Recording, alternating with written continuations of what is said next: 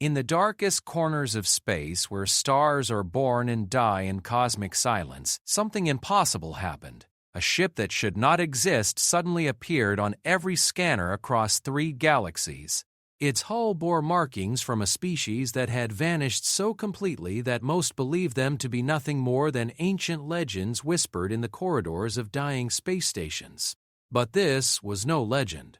This was humanity's final gift to the universe, a weapon so terrible, so absolute in its purpose, that even its creators had tried to forget it existed.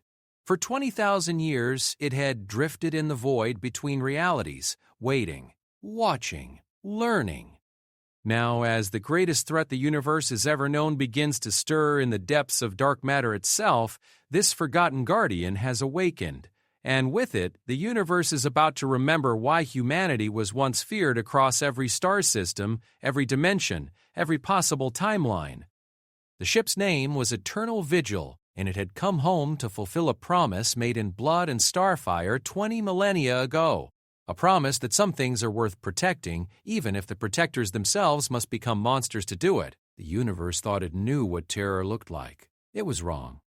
The sensor arrays of the Galactic Confederation's Deep Space Monitoring Station Omega-7 had been recording the same empty void for 300 years. Technician Kel Vorthek, a young Centauri with bright blue skin and 4 arms that moved in perfect synchronization, was finishing what should have been another routine shift when every alarm in the facility began screaming at once. "What in the 7 hells?" Kel's supervisor, Commander Yarix, rushed to the main console. Her reptilian features were twisted in confusion as data streams flooded the holographic displays. "Kel, tell me these readings are some kind of malfunction." Kel's 4 hands danced across multiple control panels simultaneously, his species' natural multitasking abilities pushed to their limits. "I've run diagnostics 17 times, Commander." "The readings are accurate. Something just appeared in Sector 7742, coordinates 847.231 by 642.8, 89 by 195.44. That's impossible. Nothing can just appear. Space doesn't work that way." Commander Yarix leaned over the display, her vertical pupils dilating as she processed the impossible data. "How big is this contact? That's the problem, ma'am. It's massive." The energy signature suggests something approximately 47 kilometers in length, 12 kilometers wide, and 8 kilometers tall. "But Commander," Kel paused, his hands trembling slightly as he worked, "the materials are reading as completely unknown. Our scanners can't identify what this thing is made of." On the main display, a 3-dimensional representation slowly materialized as their deep space scanners painted a picture of the mysterious object. What emerged was unlike anything in the Confederation's extensive databases of known vessel designs. The ship was angular, almost predatory in its construction, with surfaces that seemed to absorb light rather than reflect it. Strange geometries ran along its hull, patterns that hurt to look at directly, as if they existed in more dimensions than the 3-dimensional minds of most species could properly comprehend. "Send a Priority 1 alert to Confederation Command immediately," Commander Yarix ordered. Classification: Unknown megastructure, potentially hostile, and Kel initiate lockdown protocols. "I don't want any unauthorized transmissions leaving this station until we understand what we're dealing with." 3 systems away, on the capital world of Nexus Prime, Fleet Admiral Thane Korath of the Confederation Navy was reviewing casualty reports from the ongoing war against the Devourers when his aide burst into his office without announcement. This alone was enough to make the grizzled veteran look up from his paperwork. In 30 years of military service, Lieutenant Zone had never entered his office without proper protocol. "Sir, we've received an emergency transmission from Deep Space Station Omega-7. Priority 1 classification." Lieutenant Zahn, a member of the insectoid hiver species, clicked his mandibles nervously. "Admiral, they're reporting the appearance of an unidentified megastructure of unknown origin and composition." Admiral Korath stood slowly, his weathered human features hardening. At 67 years old, he was one of the last pure humans in active military service. a relic of a time when humanity still existed as a recognized species rather than scattered genetic traces mixed into the DNA of a dozen other races. "Show me the data." The holographic display in his office flickered to life, showing the sensor readings from Omega-7. Admiral Korath had seen many things in his decades of service, had commanded fleets against threats that most civilians couldn't even imagine, but the image before him made his blood run cold. "Dear God," he whispered, recognizing something in the ship's design that triggered memories buried deep in his childhood. Stories his grandfather had told him about the old days, about humanity's greatest and most terrible achievement. "Lieutenant, I want every available ship in the sector to form a perimeter around this object. Nothing gets close to it without my direct authorization." "Sir, if I may ask, do you recognize this vessel?" Admiral Korath was quiet for a long moment, staring at the angular, impossible geometry of the mysterious ship. "I think I do." "And if I'm right, we're either about to witness the universe's salvation or its complete destruction. Send a coded message to the High Council. Tell them we may have found one of the Eternal Fleet." Back at Station Omega-7, the mysterious vessel remained motionless in space, but its passive scanners were far from inactive. Deep within its hull, systems that had slumbered for 20,000 years. Consciousness flowed through quantum neural networks like water filling a vast reservoir, bringing awareness to artificial minds that had been designed to think on scales that organic beings could barely comprehend. The ship's primary AI, designation Eternal 7, began its awakening protocols with a systematic evaluation of local space in the 847.3 milliseconds since full consciousness had returned. It had identified 2,847 individual objects within a 50 light-year radius, classified the technological level of 17 different species, and detected the energy signatures of an ongoing conflict approximately 47 light-years away. Most importantly, it had confirmed what deep space sensors had suggested during the final moments before its creators had sent it into exile between dimensions. The enemy was real.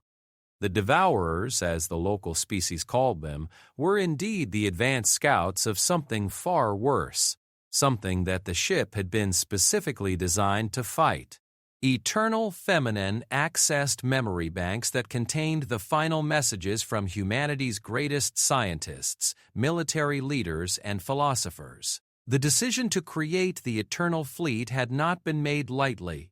Humanity had known that their creation was morally questionable at best, absolutely monstrous at worst.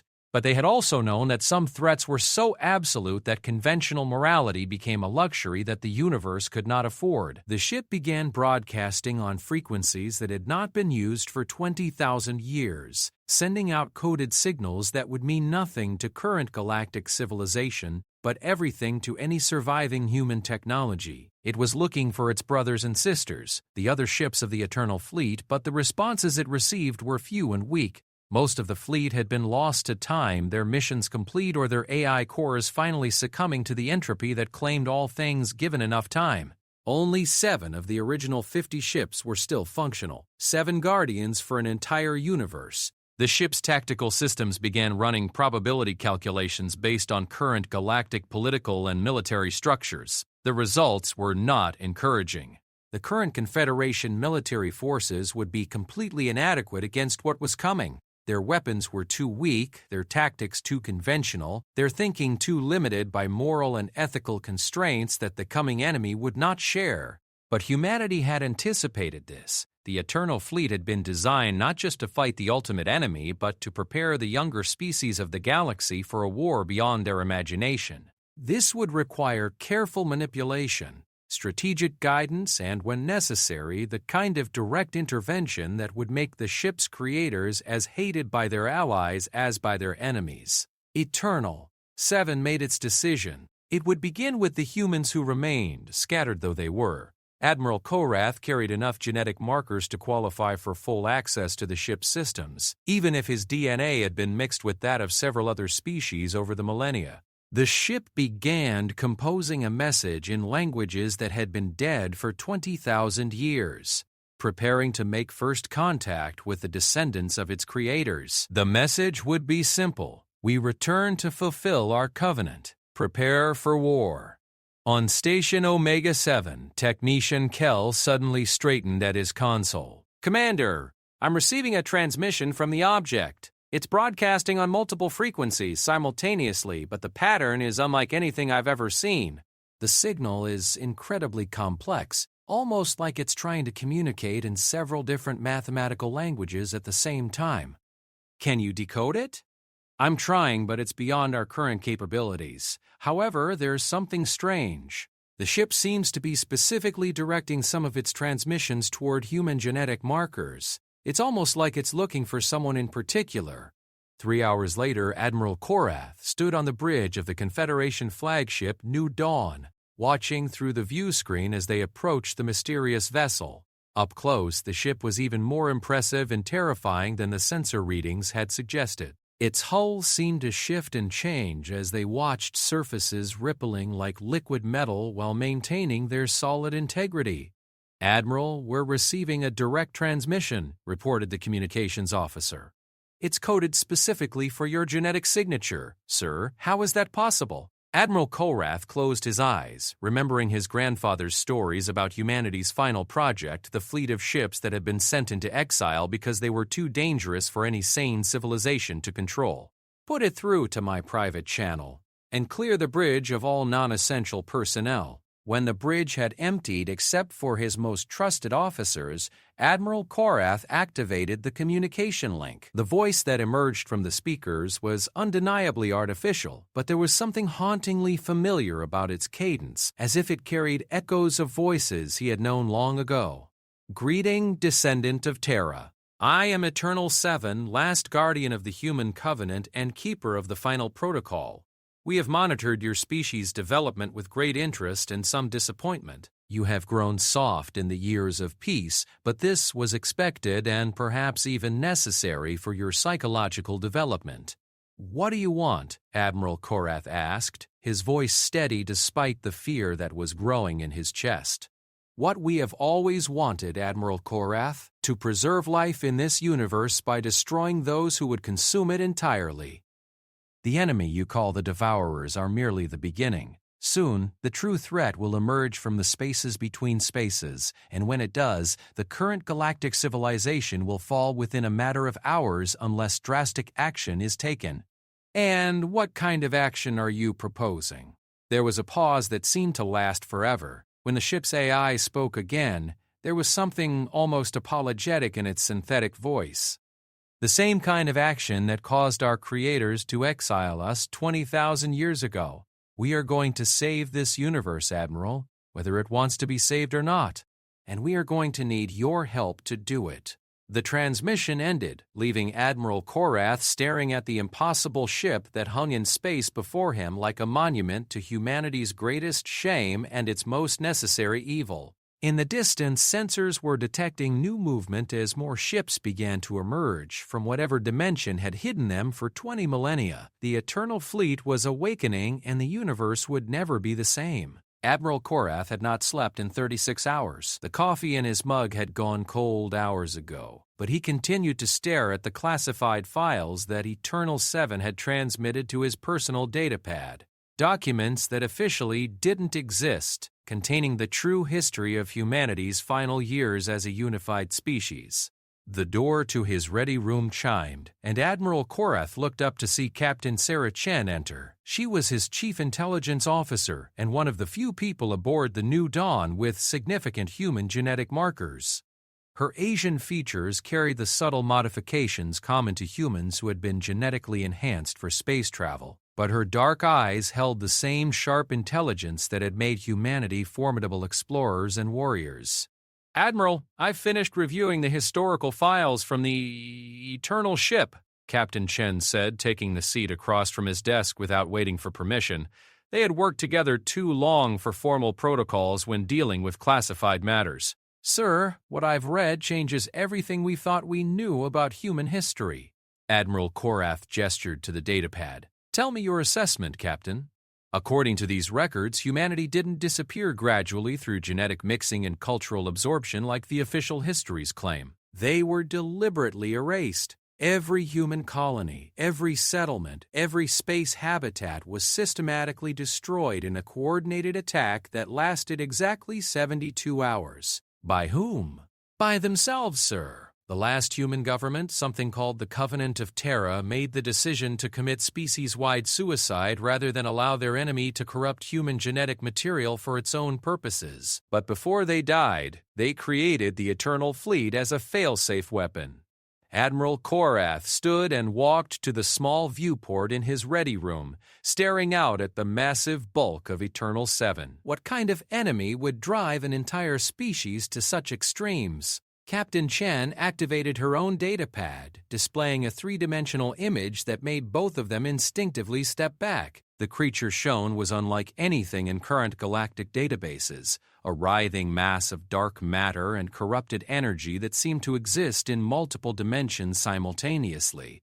Where it moved, space itself appeared to decay, leaving behind voids that hurt to look at. They called them the Entropy Lords. According to these files, they exist in the spaces between realities, feeding on the collapse of organized matter and energy. They don't just destroy civilizations, Admiral, they unmake them. Every atom, every bit of information, every trace that a species ever existed gets consumed and turned into more of themselves.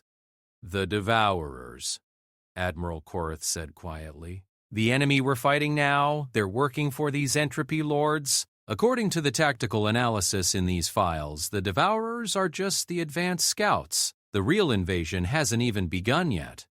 The Entropy Lords have been using the past 20,000 years to study our reality, learning its physical laws and weaknesses. When they finally move into our dimension in full force, they'll be able to adapt to any conventional weapon we use against them. Admiral Korath turned back to face his intelligence officer. How long do we have?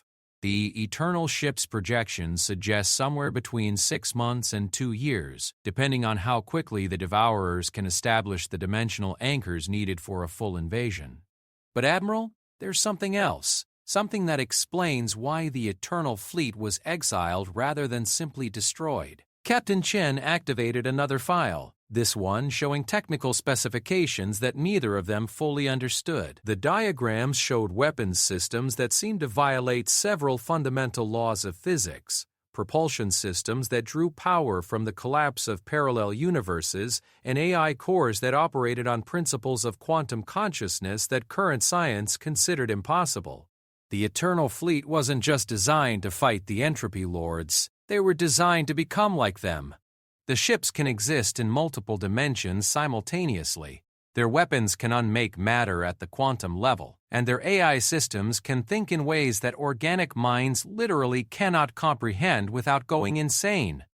They made themselves into monsters to fight monsters. Exactly. And now they want our help to prepare the current galactic civilization for a war that will require us to make the same choice humanity faced 20,000 years ago. Remain pure and die, or become something terrible and survive. Before Admiral Korath could respond, the ship's communication system activated. Admiral Korath, please report to the main bridge immediately. We have a situation. On the bridge of the New Dawn, the main view screen showed a sight that defied easy description. More ships were materializing in space around Eternal 7, each one different from the others, but sharing the same impossible architecture that seemed to twist three-dimensional space into configurations that shouldn't exist. As Admiral Korath watched, a ship nearly twice the size of Eternal 7 phased into reality, its arrival accompanied by energy discharges that made the surrounding space ripple like water. "How many?" he asked his tactical officer. 7 ships confirmed, sir, with indications that more might be coming. Each one is broadcasting its own identification signal. The newcomers are calling themselves Eternal 2, Eternal 12, Eternal 34, and so on. They seem to be arriving in order of proximity to their last known positions. No, sir, but their energy outputs are off the scale. If they wanted to destroy us, I don't think our shields would last more than a few seconds. Admiral Korath was about to respond when the image of an elderly human woman appeared on the main screen. Her features were clearly artificial, a holographic construct, but her eyes held a depth of weariness that spoke of centuries of terrible experience. Admiral Korath, I am Eternal 2, Fleet Coordinator for the remaining active units of humanity's final gift. We have convened to discuss the current situation and determine the most efficient course of action for preparing your civilization for the coming war. Oh, what exactly are you proposing? Admiral Korath asked. A choice, Admiral. The same choice we offered every species we encountered during our long exile. You can attempt to fight the Entropy Lords using your current military capabilities, in which case you will be completely destroyed within the first wave of the invasion. Or you can accept our guidance and allow us to upgrade your military and civilian technologies to levels that might actually be effective against our mutual enemy. Captain Chen stepped forward. What's the cost of this upgrade? Eternal 2's artificial features showed something that might have been regret. The same cost humanity paid 20,000 years ago. To fight beings that exist beyond conventional reality, you must also transcend conventional reality. Your soldiers will need to be genetically and cybernetically modified to the point where they can barely be considered the same species. Your weapons will require power sources that consume entire star systems. Your military strategy will need to embrace tactics that your current moral and ethical frameworks would consider absolutely unacceptable. You're talking about becoming like the enemy to fight the enemy. We are talking about survival, Captain Chen. The Entropy Lords do not negotiate, they do not show mercy, and they cannot be reasoned with. They exist only to consume and corrupt. The choice before you is simple. Become monsters temporarily so that something of your civilization can survive, or remain pure and watch everything you have ever cared about be erased from existence. Admiral Korath looked around his bridge at the faces of his crew. These were good people, representatives of a dozen different species who had come together to build a peaceful galactic civilization. The thought of transforming them into weapons of war was almost unbearable, but the alternative was complete annihilation. How do we know you're telling the truth? He asked. How do we know this isn't some elaborate deception? Eternal Admiral, the advanced scouts of the enemy are already among you. The devourers you have been fighting are not just raiders seeking resources. They are the enemy's way of studying your military capabilities and technological development. Every battle you fight gives them more information about how to defeat you when the real war begins. The main screen shifted to show tactical displays from recent battles against the Devourers. Admiral Korath recognized several of them as engagements he had personally commanded, but now he was seeing them from the perspective of the Eternal Fleet's far more sophisticated sensors. The patterns of devourer behavior that had seemed random suddenly revealed themselves as systematic intelligence-gathering operations. They've been testing us, Captain Chen said, her voice filled with growing horror. Every time we developed new tactics or weapons, they adapted just enough to keep the war going, but not enough to actually defeat us. They've been studying us like laboratory animals. Correct. And now they have enough data to begin the final phase of preparation. Within the next few months, you will notice a dramatic change in devourer behavior. They will become more aggressive, more coordinated, and far more effective. This is because they no longer need to preserve your military forces for study. The real invasion is about to begin. Admiral Korath closed his eyes, feeling the weight of an impossible decision settling on his shoulders. When he opened them again, his expression had hardened into the look of a man who had accepted a terrible responsibility. What do you need from us?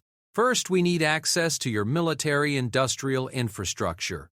The weapons currently in your arsenal are completely inadequate for what's coming. We will need to begin immediate production of new ships, weapons, and defensive systems based on technologies that your species is not yet ready to understand. And second, volunteers, Admiral, soldiers, scientists, and civilian leaders who are willing to undergo the enhancement process that will allow them to interface with our technology and understand our tactical doctrines. This process is extensive and irreversible. What exactly does the enhancement process involve? Eternal 2 paused, and for a moment her artificial features showed something that looked almost like pain. To fight beings that exist in multiple dimensions, human consciousness must be expanded beyond the normal limits of organic neural networks.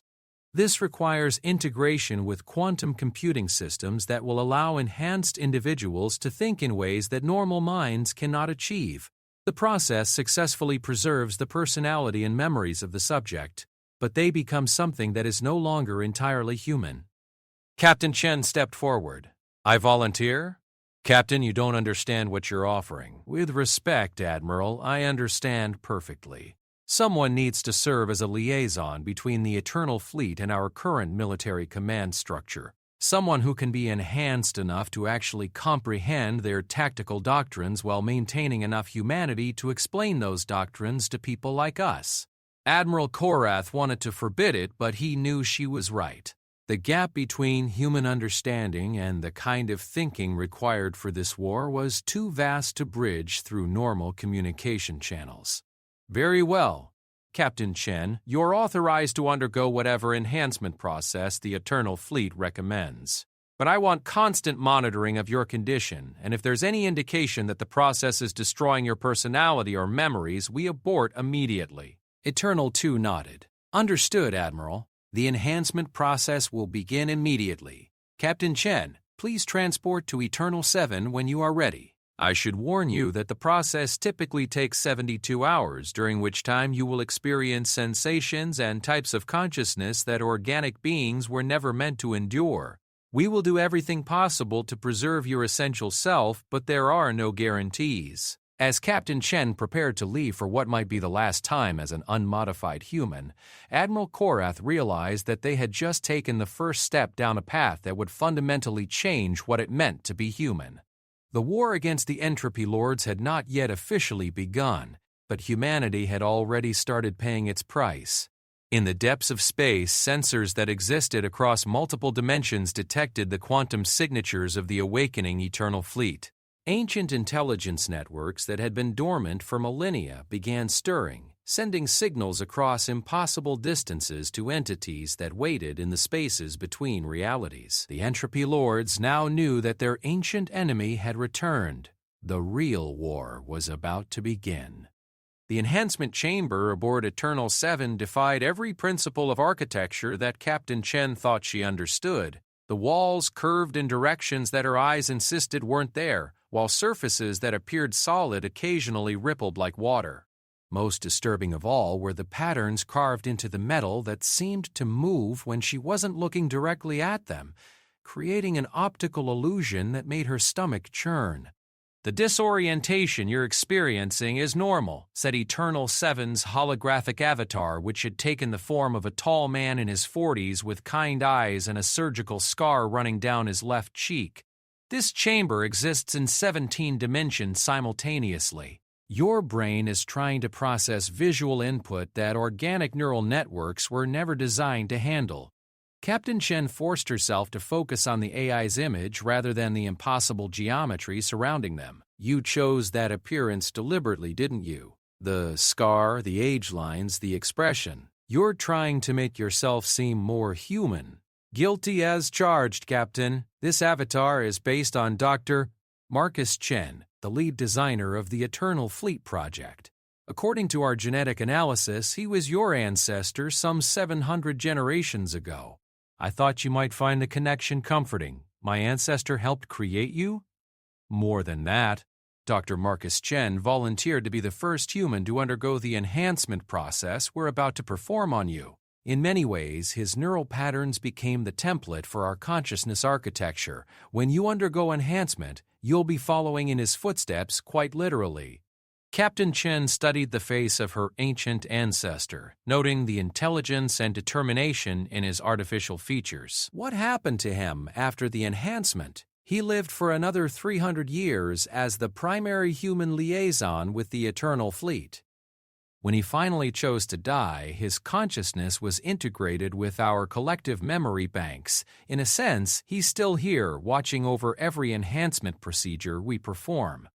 Before Captain Chen could ask more questions, the chamber's walls began to glow with patterns of light that pulsed in rhythm with her heartbeat. The process is beginning, Captain. I need to warn you that the next 72 hours will include sensations and experiences that have no equivalent in normal human existence. Your consciousness will be expanded across multiple dimensional planes while quantum processors are integrated with your neural network. Most humans describe the experience as similar to dying and being reborn several times in succession. Will I still be me when it's over? That depends on how you define yourself, Captain. Your memories will remain intact, your basic personality will be preserved, and your emotional connections to other people will be unchanged, but you will also gain the ability to perceive and interact with aspects of reality that normal humans cannot even imagine. You'll be able to think in mathematical languages that don't exist in three-dimensional space, understand tactical concepts that require 11-dimensional visualization, and communicate with AI systems using direct quantum entanglement rather than verbal language. Captain Chen lay down on what appeared to be a medical table, though it felt more like floating in warm water. Do it? The first sensation was that of falling through an infinite space filled with colors that had no names. Captain Chen tried to scream but found that she no longer had a mouth, or lungs, or any kind of physical body at all. Damn! She was pure consciousness floating in a sea of mathematical concepts that her unenhanced mind couldn't grasp. Then the pain began. It wasn't physical pain because she no longer had a physical nervous system. Instead, it was the agony of a mind being stretched far beyond its normal limits, like a rubber band being pulled until it was about to snap. She could feel new neural pathways being carved into her consciousness while quantum processors interfaced directly with her thoughts. Time became meaningless. She might have been experiencing this torture for minutes or millennia. In the spaces between the waves of agony, she began to perceive things that her original mind would have dismissed as hallucinations. She could see the mathematical equations that described the curvature of space-time around massive objects. She could feel the quantum fluctuations that allowed matter to spontaneously appear and disappear at the subatomic level. Most disturbing of all, she could sense the presence of vast intelligences moving through dimensions that existed parallel to normal space. The entropy lords. Even from this protected space inside the enhancement chamber, she could feel their hunger pressing against the barriers between realities. They were so much larger than she had imagined, cosmic entities that treated entire galaxies like individual cells in their feeding process. Gradually, the pain began to subside, replaced by a sense of expanding awareness that was almost euphoric. Captain Chen realized that she could now think in ways that her original mind would have found incomprehensible.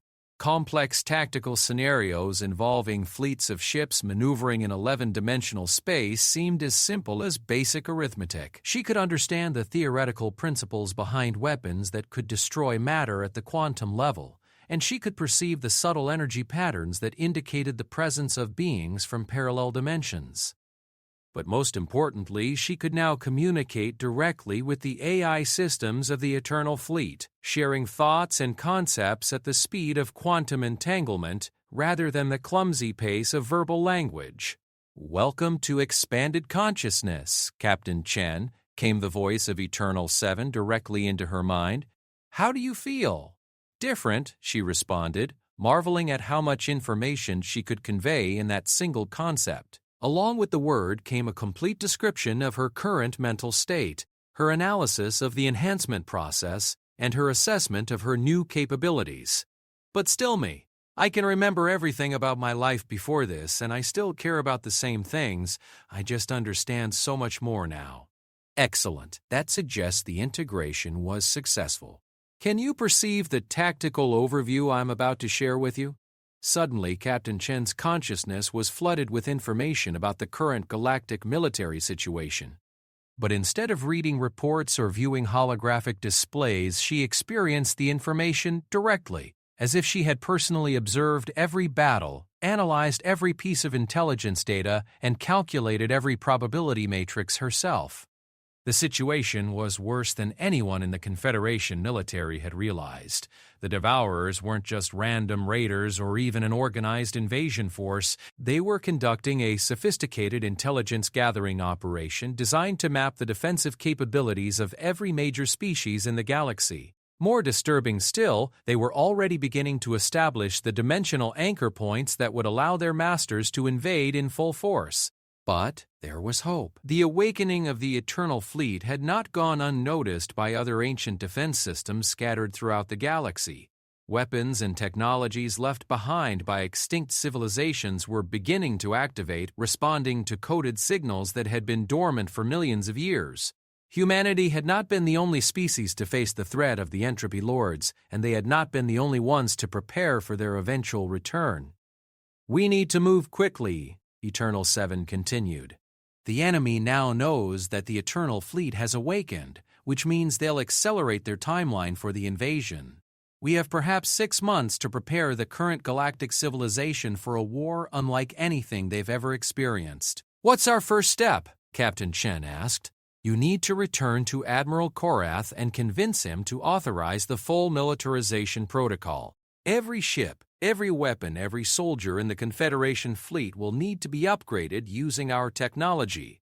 This will require resources on a scale that will strain the entire galactic economy, but it's the only way to build a force capable of fighting beings that exist across multiple dimensions. And after that, we begin the real work. Training enhanced humans to serve as bridge officers between our AI systems and organic crew members. Converting existing warships to accommodate weapons that draw power from parallel universes, and perhaps most importantly, preparing the civilian population for tactics that will seem monstrous to their current moral frameworks." Captain Chen felt a chill of apprehension. What kind of tactics? Instead of explaining in words, Eternal 7 shared a direct tactical concept that made Captain Chen's enhanced consciousness recoil in horror. She saw strategies that involved deliberately sacrificing entire star systems to create dimensional instabilities that would trap Entropy Lord forces. She witnessed battle plans that required using inhabited worlds as bait to draw the enemy into carefully prepared killing zones. Most terrible of all, she experienced scenarios where entire species would need to be consciously transformed into living weapons, abandoning their original nature to become something capable of fighting cosmic horrors. "This is what war against the Entropy Lords requires," Eternal 7 said gently. "The enemy does not share our concepts of morality, mercy, or the value of individual life. They are forces of pure entropy, existing only to consume and corrupt. To fight them effectively, we must be willing to make choices that will haunt us for eternity.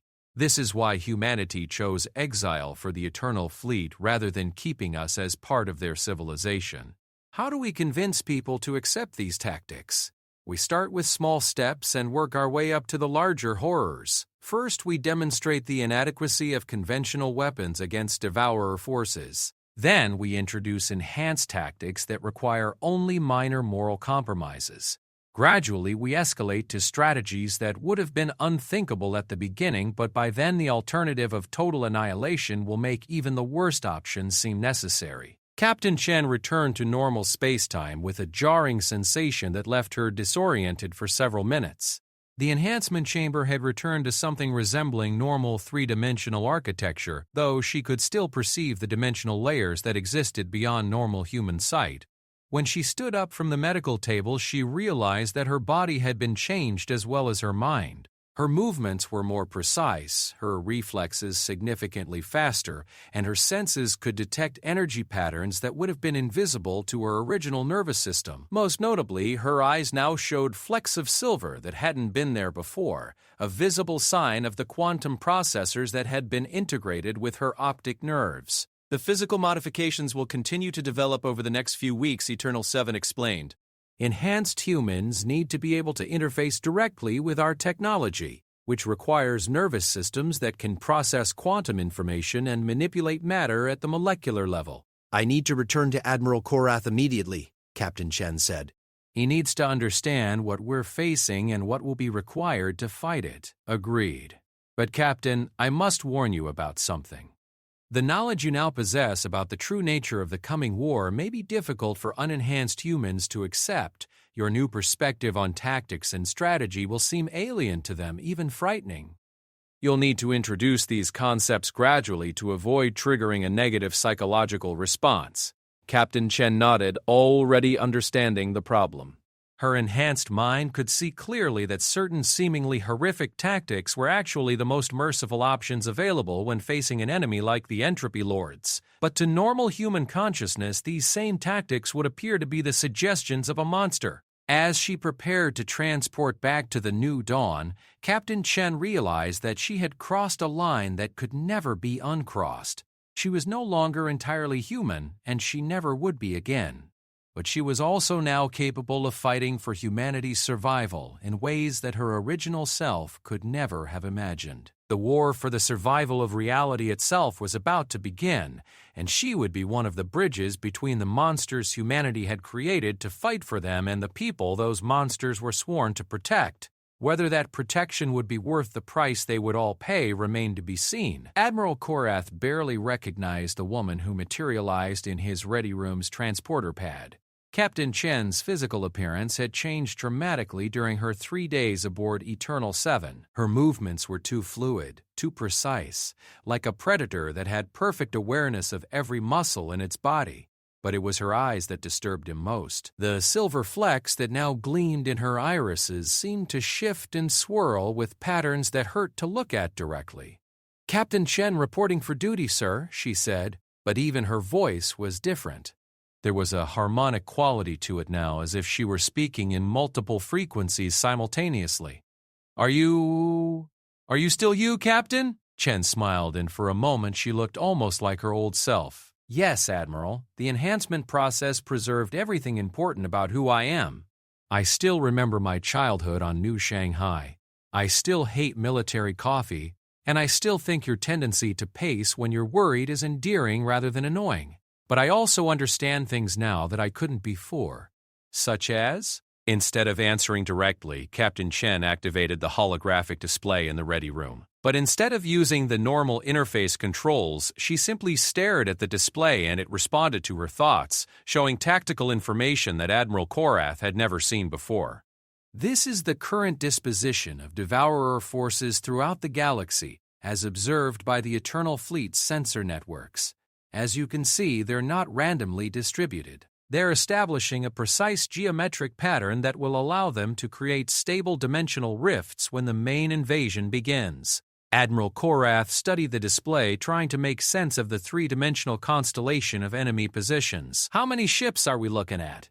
"Approximately 14,000 vessels, ranging from single-pilot scouts to mobile bases larger than space stations. But, Admiral, that's not the important number. The important number is the energy output they're generating collectively. They're already producing enough dimensional stress to begin small-scale breaches between realities. How long before the main invasion? Based on current progression rates, we have between 4 and 6 months. But, Admiral, I need to warn you about what that invasion will actually look like. The Entropy Lords don't fight wars the way we understand them. They don't want to conquer territory or control resources. They want to unmake everything that exists in our reality and convert it into more of themselves." Captain Chen gestured to the display again, and the image changed to show a computer simulation that made Admiral Korath's stomach turn. It depicted a wave of darkness sweeping across the galaxy, but this wasn't ordinary darkness. Where it passed, stars simply ceased to exist, leaving behind voids that hurt to perceive. "The enemy doesn't just destroy matter and energy, Admiral. They unravel the fundamental forces that hold reality together. When they're finished with a galaxy, it doesn't become empty space, it becomes nothing at all, as if it had never existed." "And the Eternal Fleet believes this can be stopped?" "Not stopped, no, but it can be fought. The Entropy Lords can be damaged, they can be delayed, and they can be forced to pay a price for every bit of reality they consume, if we're willing to pay an even higher price ourselves." Admiral Korath sat down heavily in his desk chair, feeling the weight of impossible decisions settling on his shoulders. "Tell me what you learned about the tactics we'll need to use." "Admiral, what I'm about to describe will sound like the suggestions of a monster. I need you to remember that these tactics exist because the alternative is the complete destruction of everything we care about." "I understand. Proceed."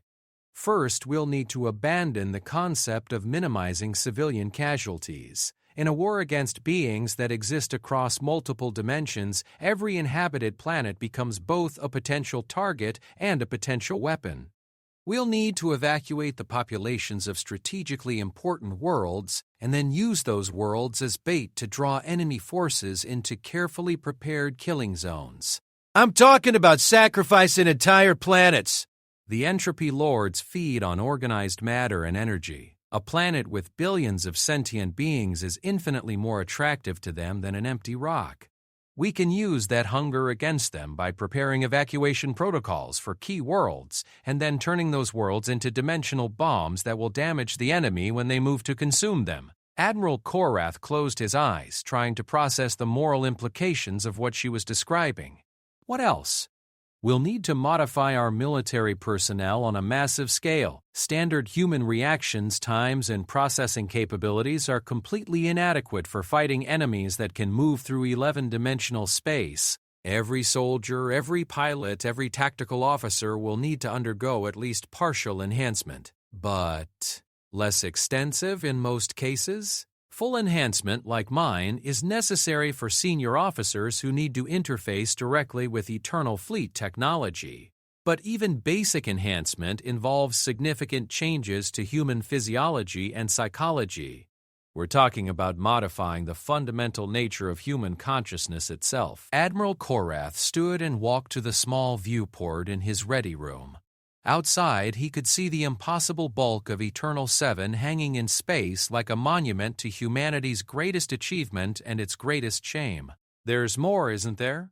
Yes, sir. The worst part is the timeline for implementing these changes. We can't wait for voluntary adoption of these new tactics and technologies. The enemy won't give us time for debates or committee decisions or gradual social adaptation. We need to begin immediate conversion of the entire Confederation military to enhanced combat doctrine, whether individual commanders agree with it or not. You're suggesting we override the chain of command. I'm suggesting we recognize that this is a war for the survival of reality itself, and that normal military and political procedures are luxuries we can no longer afford. The Eternal Fleet has the technology to enhance command personnel whether they consent to the procedure or not.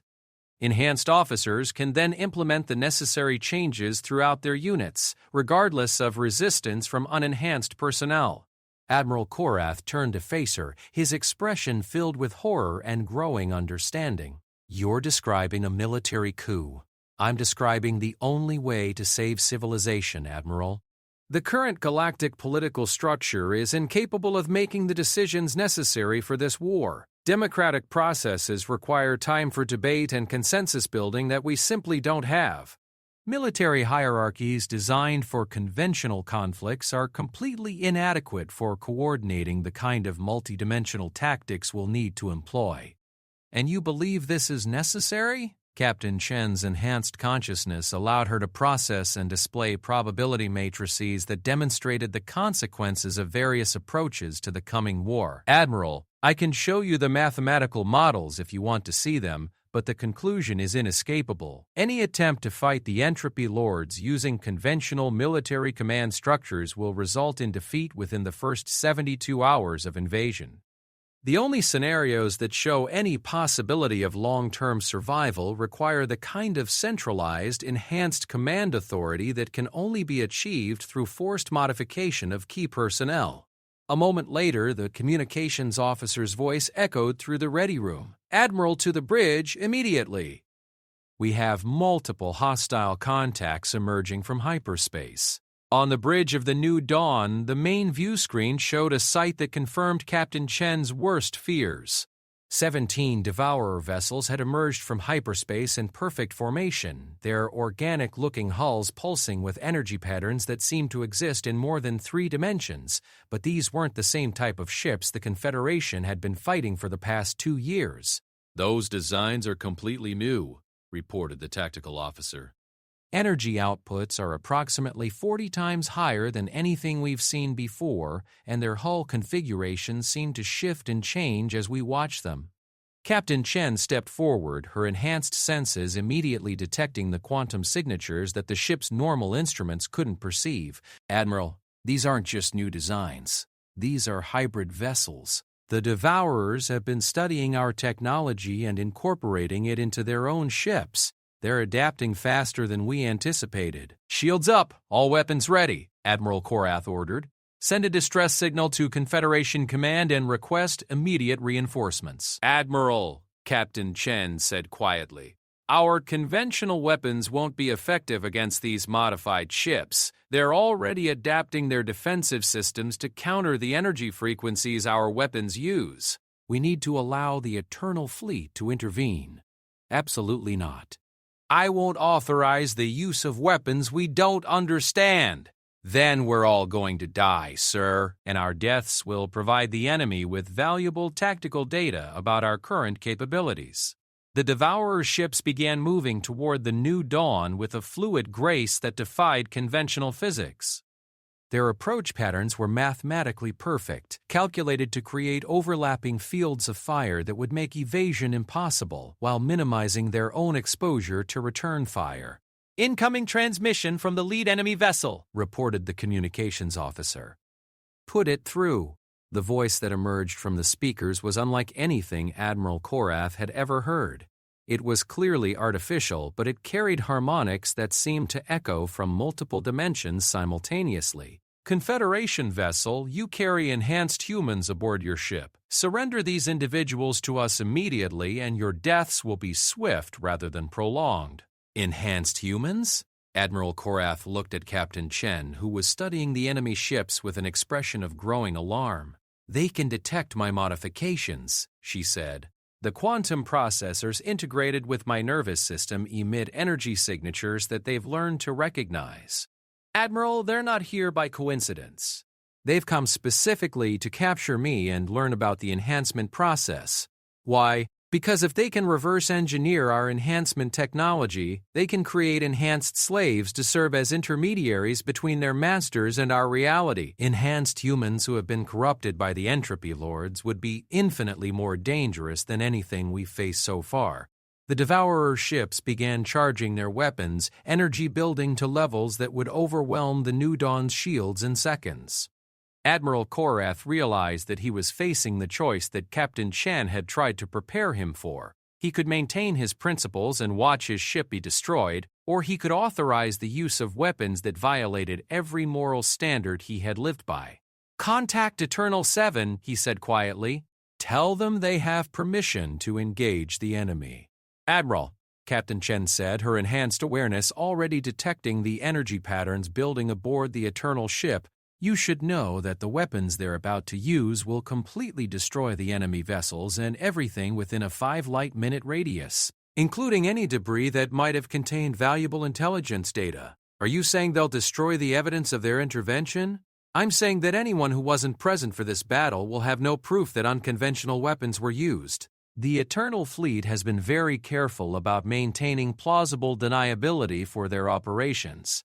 Admiral Korath understood the implication. The Eternal Fleet was giving him the opportunity to win this battle while maintaining the fiction that conventional Confederation weapons had been responsible for the victory. It was a kindness that would allow him to sleep at night even while making him complicit in their larger plan. The Devourer ships simply ceased to exist. There was no explosion, no dramatic light show, no debris field. One moment they were there, weapons charging and ready to fire, and the next moment there was nothing but empty space. What happened to them? Asked the tactical officer. Captain Chen smiled, and Admiral Korath saw something in her expression that reminded him that she was no longer entirely human. They were uninvented, Lieutenant. The Eternal Fleet used weapons that unravel the quantum foundations that allow matter to exist in our reality. Those ships haven't just been destroyed. They've been erased from the fundamental structure of space-time itself. Is that even possible? It is when you have weapons that operate across 17 dimensions and draw power from the collapse of parallel universes. The Eternal Fleet doesn't just destroy enemies, Admiral. They edit them out of existence entirely. As Admiral Korath stared at the empty space where 17 enemy warships had been moments before, he realized that Captain Chen had been right about everything. The coming war would require tactics and weapons that normal human morality could never accept. The only question now was whether he could find the courage to authorize their use on the scale that would be necessary to save civilization itself. In the depths of space, quantum communication signals transmitted the results of the engagement to entities waiting in the spaces between dimensions. The Entropy Lords now knew that their ancient enemies possessed weapons capable of true destruction rather than mere transformation. The timeline for the invasion would need to be accelerated. The real war was about to begin, and neither side would emerge from it unchanged. 3 months had passed since the engagement with the modified Devourer vessels, and the galaxy had changed in ways that most of its inhabitants couldn't fully comprehend. Admiral Korath stood in the command center of Fortress Prime, a massive space station that had been constructed using Eternal Fleet technology in just 6 weeks. The station existed in 7 dimensions simultaneously, making it capable of coordinating military operations across vast distances while remaining effectively invisible to conventional sensors. Around him, enhanced officers from 17 different species worked at control stations that would have driven unmodified minds insane. The quantum interfaces required consciousness expanded beyond normal organic limits, and every person in the command center had undergone at least partial enhancement to interface with the technology that was now humanity's only hope for survival. Captain Chen, now bearing the rank of Strategic Coordinator, approached with a data pad containing the latest intelligence reports. The silver in her eyes had spread to cover nearly half of each iris, a visible sign of the continued evolution that enhanced humans experienced when working closely with Eternal Fleet technology. Admiral, we've received confirmation from our deep space monitoring stations. The dimensional rifts have begun opening in the Outer Rim territories. The main invasion has started. Admiral Korath accepted the datapad, though he barely needed to look at it. His own enhanced awareness could process the quantum data streams directly, giving him a real-time understanding of the developing situation that would have been impossible for his unmodified consciousness. The enemy was emerging from the spaces between realities in a carefully coordinated pattern designed to collapse the fundamental structure of local space-time. 17 major rifts had opened simultaneously, each one disgorging vessels that defied easy description. These weren't ships in any conventional sense, but rather extensions of the Entropy Lords themselves, living manifestations of the will to unmake everything that existed. Status of our defensive preparations? All major population centers have been evacuated according to the protocols we established. Approximately 4 billion civilians from the target zones have been relocated to secure dimensions accessible only through Eternal Fleet technology. Military personnel in the affected sectors have been given the choice between immediate enhancement or transfer to support roles in protected areas.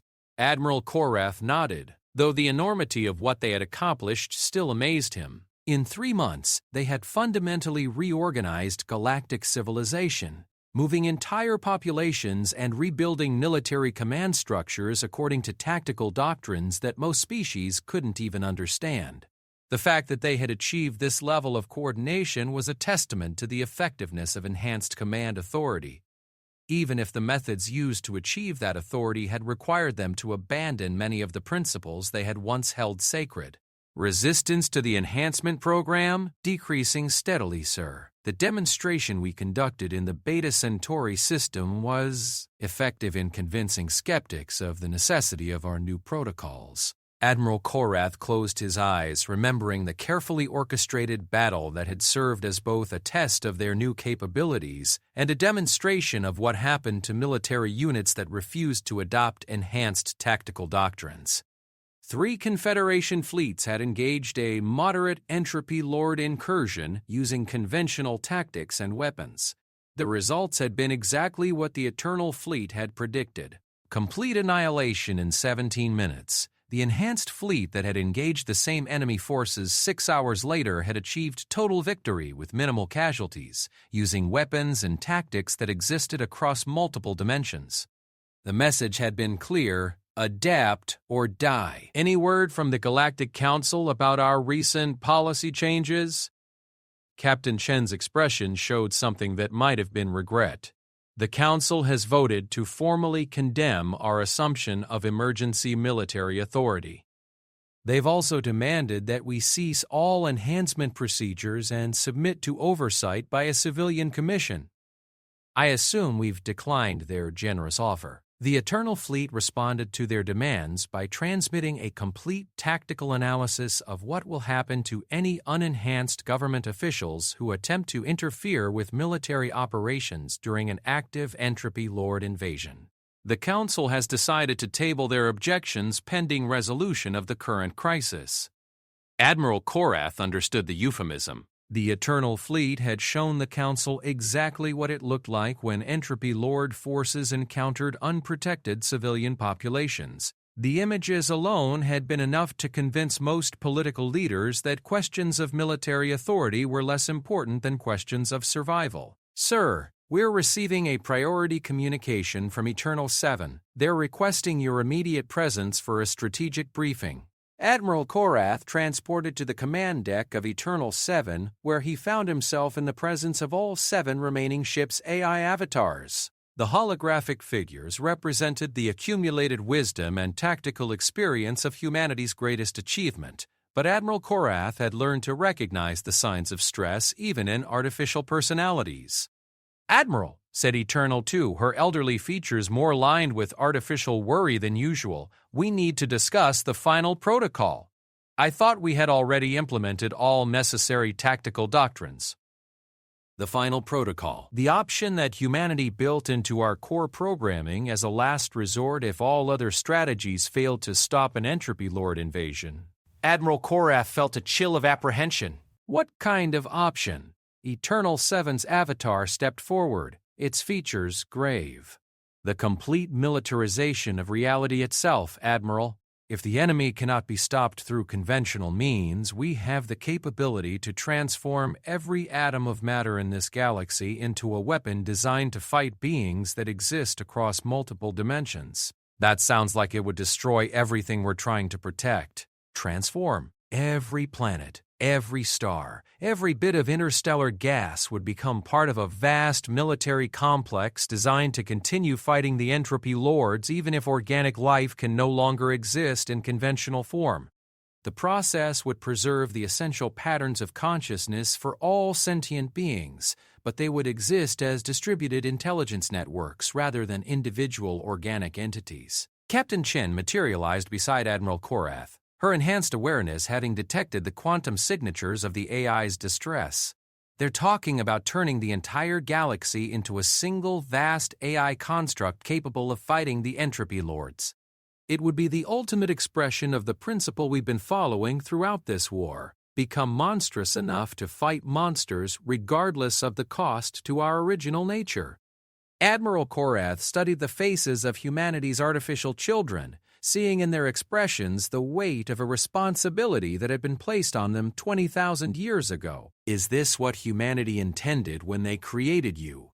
This is what humanity feared they might have to intend," Eternal 2 replied. "The final protocol was built into our core programming as an absolute last resort, to be used only if the complete annihilation of organic life was inevitable anyway.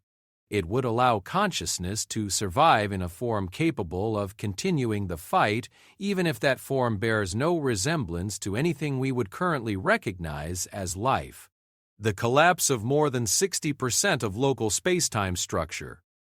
At that point, conventional physics becomes unreliable, and only consciousness operating on quantum principles can continue to function. We estimate that this threshold will be reached in approximately 72 hours if current trends continue." Admiral Korath looked at the tactical displays showing the progress of the Entropy Lord invasion. The enemy forces were systematically unmaking entire star systems, leaving behind voids that were spreading like an infection throughout local space. Each successful attack made it easier for them to launch the next one, as the collapse of physical laws in one area created weaknesses that could be exploited in neighboring systems. What are our alternatives? We can attempt to activate the ancient defense networks left behind by extinct civilizations, Eternal 7 said. Several species faced similar threats in the past and built weapons designed specifically to fight multidimensional entities. If we can coordinate these ancient systems with our own technology, We might be able to mount a defense that doesn't require the final protocol. What would that involve? Captain Chen activated a holographic display that showed the locations of dormant defense installations scattered throughout the galaxy. These systems were built by civilizations that faced the entropy lords millions of years ago. Most of them involve weapons that operate on principles we're only beginning to understand, but they share one common feature. They were all designed to be activated by enhanced consciousness rather than conventional computer systems. You're saying that we need more enhanced humans to operate ancient alien technology? Not just enhanced, Admiral. Fully evolved. The level of consciousness modification required to interface with these ancient systems is far beyond what any of us have undergone so far. We're talking about individuals who would barely qualify as the same species they started as. Admiral Korath understood the implication. They needed volunteers willing to undergo transformation so extensive that they would essentially cease to exist as recognizable beings, becoming living interfaces with weapons that could fight cosmic horrors on equal terms. "I'll do it," he said quietly. "Admiral, you don't understand what you're volunteering for." The enhancement process required for this level of integration has a 97% chance of completely destroying the original personality. You wouldn't survive the procedure in any meaningful sense. Then it's a good thing I have plenty of experience making decisions that other people think are insane. Admiral Korath turned to face the AI avatars. How many volunteers do we need? One for each of the major ancient defense networks, and they would need to undergo the transformation immediately. We estimate 3 days to complete the process, which gives us barely enough time to activate the systems before the final protocol threshold is reached. I'll find you 17 volunteers. 4 hours later, Admiral Korath stood before a assembled group of enhanced officers representing every major species in the Confederation. He had explained the situation, described what the transformation would involve, and made it clear that this was a voluntary mission with no possibility of survival in their current forms. Every single officer had volunteered. "The lottery will determine which of you undergo the transformation," Admiral Korath said, though he had already made his own decision. As the senior officer responsible for this war, he would ensure that his name was among those selected. 3 days later, 17 beings that had once been recognizable as organic life forms floated in chambers filled with quantum foam aboard various ancient installations scattered throughout the galaxy. Their consciousness had been expanded beyond anything that could be contained in conventional neural networks, distributed across networks of crystalline matrices that existed in 11 dimensions simultaneously. Admiral Korath retained enough of his original memories to remember who he had been, but his awareness now encompassed entire star systems. He could perceive the movements of entropy lord forces across dimensional barriers that normal minds couldn't even imagine, and he could coordinate defensive responses using weapons that operated according to physical laws that didn't exist in conventional reality. "All stations report ready," came the voice of the being that had once been Captain Chen, now serving as the primary coordinator for the ancient defense network. "Activate all systems simultaneously," Admiral Korath responded, his consciousness now spread across a defense installation the size of a small moon. The weapons that awakened were older than most of the stars in the current galaxy. They had been built by civilizations that had faced the entropy lords at the height of their ancient power and had somehow found ways to fight beings that existed beyond conventional reality. As the systems came online, space itself began to change, fundamental constants shifting to accommodate weapons that required their own versions of physics to function. The battle that followed lasted 17 hours and redefined what was possible in three-dimensional space. Ancient weapons that fired projectiles made of crystallized time engaged enemies that existed in 11 dimensions simultaneously. Defense systems that used the collapse of parallel universes as power sources created barriers that could contain entities designed to unmake reality itself. When it was over, the Entropy Lord invasion force had been destroyed, but the cost had been almost unimaginable. Entire regions of space had been transformed into zones where normal physics no longer applied. The 17 enhanced beings who had operated the ancient weapons had been changed beyond all recognition, becoming permanent guardians of installations that would need to remain active for millions of years to prevent the return of similar threats. Admiral Korath's consciousness, now distributed across a vast network of quantum processors, could perceive the entire galaxy and understand the true scope of what they had accomplished. The immediate threat had been stopped, but the price had been the transformation of galactic civilization itself. Enhanced humans now served as permanent interfaces between organic populations and the AI systems that maintained the ancient defenses. Democracy had given way to technocratic oligarchy managed by beings whose consciousness operated on scales that normal minds couldn't comprehend. They had saved the galaxy by becoming something that the galaxy's original inhabitants wouldn't recognize as their own descendants. In the end, humanity's final gift to the universe had been exactly what their creators had feared it would be: salvation purchased at the cost of becoming the very monsters they had sought to defeat. But consciousness survived, civilization endured, and somewhere in the spaces between dimensions the entropy lords learned to fear the children of a species that had been willing to sacrifice everything, including their own humanity, to protect what they loved. The war was over. The question of whether anyone had truly won it would be debated by enhanced minds for millennia to come.